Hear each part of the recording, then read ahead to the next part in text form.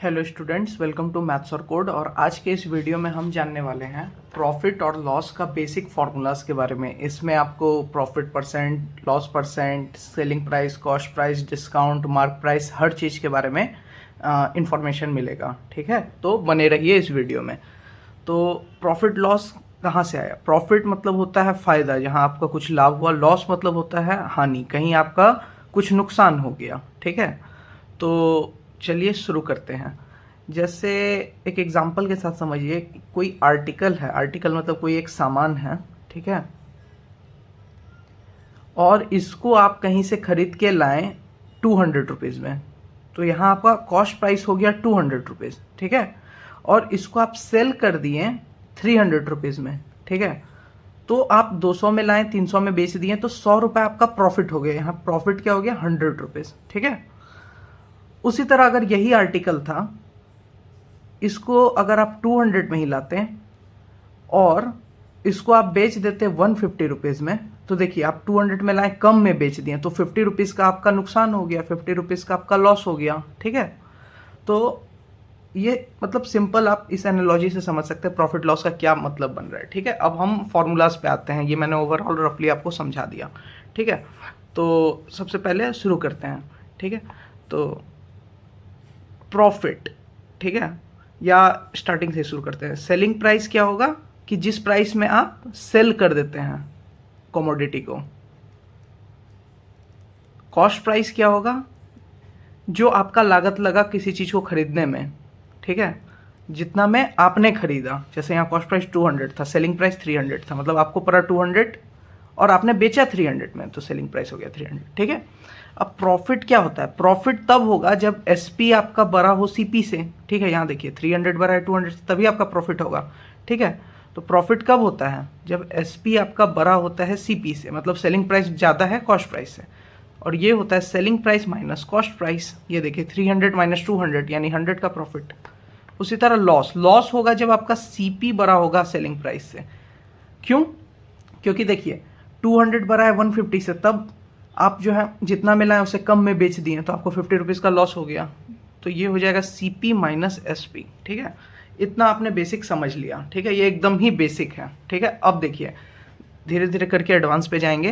Profit percentage, ठीक है, P percent मतलब क्या हुआ? सबसे पहले तो पी एल मतलब भी समझ लीजिए। पी मतलब हो गया प्रॉफिट, जो मैंने लिख रहा हूँ यहाँ पे, पी मतलब profit. S P C P मतलब बता दिया हूँ, selling price cost price. P L मतलब ये हो गया प्रॉफिट, एल मतलब हो गया लॉस। ठीक है, अब देखिए पी परसेंट मतलब प्रॉफिट परसेंट। ठीक है, प्रॉफिट परसेंटेज। ठीक है, तो ये क्या होता है? ये होता है आपका प्रॉफिट अपॉन सीपी इंटू 100। ठीक है, simple, profit upon CP into 100। Profit को आप ऐसे भी लिख सकते हैं, selling price minus cost price upon cost price into 100, मतलब S P minus C P upon C P into 100। ऐसे भी आप लिख सकते हैं प्रॉफिट परसेंटेज को। जैसे इस केस में हम निकालना चाहें तो देखिए प्रॉफिट आपका कितना का हो रहा था? 100 का। कॉस्ट प्राइस कितना था? 200 इंटू 100 कर दीजिए। देखिए आपका 50% का प्रॉफिट हो गया। इस वाले केस में 50% का प्रॉफिट है। क्यों 50% का प्रॉफिट है? क्योंकि देखिए जितना में आपने लाया था 200 में लाए थे, उसका हाफ कितना हो गया? 100 का आपको प्रॉफिट हो रहा है, 50% का प्रॉफिट हो रहा है। तो इसी तरह लॉस परसेंट पे आते हैं। एल परसेंट मतलब क्या हुआ? एल परसेंट मतलब हो गया आपका लॉस परसेंट।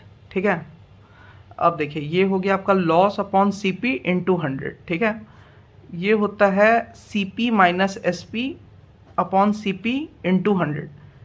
देखिए लॉस का को लिख सकते हैं C P minus S P, यहाँ से तो वही इंटू 100 कर दिए। ठीक है, बेसिक है एकदम। अब देखिए ये वाले केस में आपका लॉस परसेंट कितना का होगा? देखिए लॉस आपको कितना का हुआ? 50 रुपीज़ का, तो 50 अपॉन कॉस्ट प्राइस कितना था? 200 इंटू 100, यानी 25% का यहाँ पे लॉस हुआ। लॉस परसेंट कितना हो गया? 25% का। ठीक है, मैंने रैंडम एग्जांपल लिया था, लेकिन नंबर अच्छा आ गया, एग्जैक्ट कट जा रहा है। ये जरूरी नहीं आपका ऐसे है 36.33, 48.2 कुछ भी आ सकता है। ठीक है, ये जरूरी नहीं है होल नंबर में आपका हर बार डिविजिबल हो। ठीक है, तो प्रॉफिट परसेंट, लॉस परसेंट आप समझ गए। ठीक है, एक बात आपको ध्यान रखने वाला है कि प्रॉफिट परसेंट, लॉस परसेंट हमेशा कॉस्ट प्राइस पे कैलकुलेट किया जाता है। Always calculated on cost price. यहाँ मैं लिख भी देता हूँ, ये दोनों profit percent, loss percent always calculated on cost price. ठीक है, गलती से भी एग्जाम में कंफ्यूज मत हो जाइएगा कि सीपी की जगह एसपी कर दिया, प्रॉफिट अपॉन एसपी इंटू 100, तो वो ब्लंडर हो जाएगा। ठीक है, ये आप बेसिक समझ गए। अब थोड़ा डिस्काउंट मार्क प्राइस सब पे आते हैं। तो देखिए, डिस्काउंट कहीं भी आप जाते हैं तो डिस्काउंट आपको बोलता है, कस्टमर सेल लगा है, डिस्काउंट है, तो फिर आप मतलब अट्रैक्ट करने के लिए कस्टमर्स को ये शॉप्स करते हैं। ठीक है, तो कोई शॉप आप मान लीजिए गए, वहाँ पे आप कोई ड्रेस लिए, ठीक है, जैसे मान लीजिए आपको एक टी शर्ट पसंद आ गया, ठीक है, तो ये टी शर्ट आपने लिया, इस टी शर्ट पे जो एमआरपी इसका लगा हुआ था, ठीक है, ये 500 का लगा हुआ था, ₹500 लिखा था। ठीक है, लेकिन ये आपको दुकानदार जो है ये आपको 400 में ही दे दिया। ठीक है, 400 में दे दिया, तो ये जो 500 इसका क्या था, एमआरपी था, मैक्सिमम रिटेल प्राइस, इससे हाई इंडिया में नहीं बेचा जा सकता है। ये एमआरपी हो गया मैक्सिमम, एक रिटेलर जो है मैक्सिमम इसी अमाउंट पे बेच सकता है, इससे ज़्यादा पे नहीं बेच पाएगा। ठीक है, तो ये गवर्नमेंट डिफाइन करता है। तो ये एमआरपी जो है ये एमआरपी है। ठीक है, इसको बोलते हैं हम लोग प्रॉफिट लॉस के भाषा में मार्क प्राइस की, ये मार्क किया गया है उस कमोडिटी पे, पहले से ही फैक्ट्री से ही मार्क करके आया है। ठीक है, और ये उससे कम में बेचा जा सकता है, ज़्यादा में नहीं। ठीक है, ये मैक्सिमम प्राइस हो गया, इसलिए मैक्सिमम रिटेल प्राइस। अब देखिए, आपको 400 में बेचा, यानी सेलिंग प्राइस कितना हो गया, 400। दुकानदार के लिए सेलिंग प्राइस कितना हो गया, 400। तो उसने आपको 500 माइनस 400 यानी ₹100 का डिस्काउंट दिया। ठीक है, तो ये होता है mark price minus selling price. ठीक है,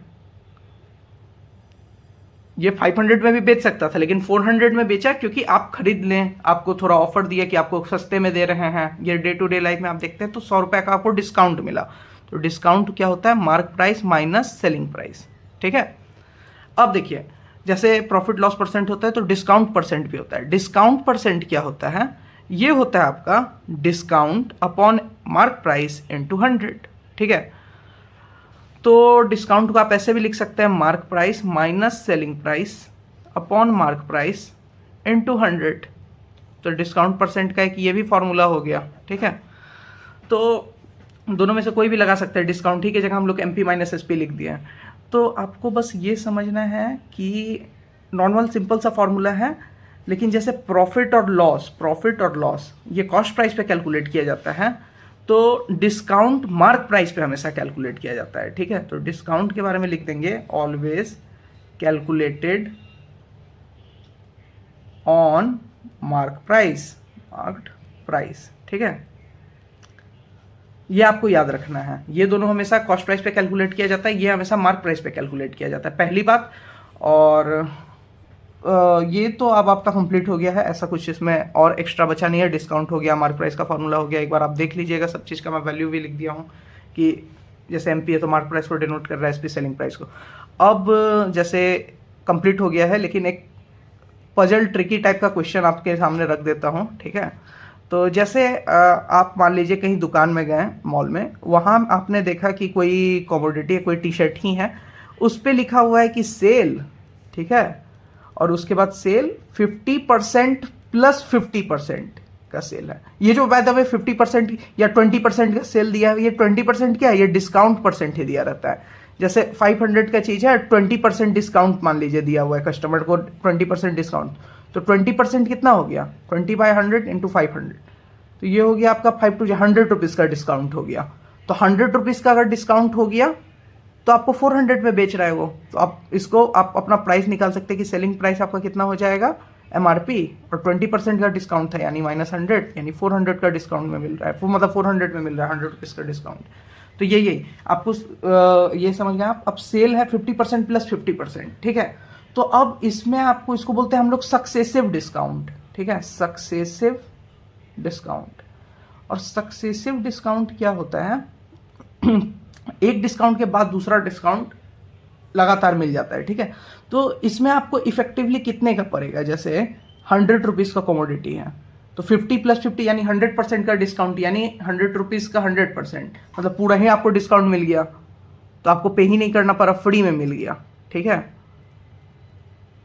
तो ऐसा नहीं होता है, ये एक स्कैम है, ऐसे नहीं होता है। इसका ये मतलब होता है कि 100 रुपीज़ था उसका, 50% का डिस्काउंट मिला। 50% का डिस्काउंट मिला तो कितना हो गया, 50 रुपीज़ का हो गया।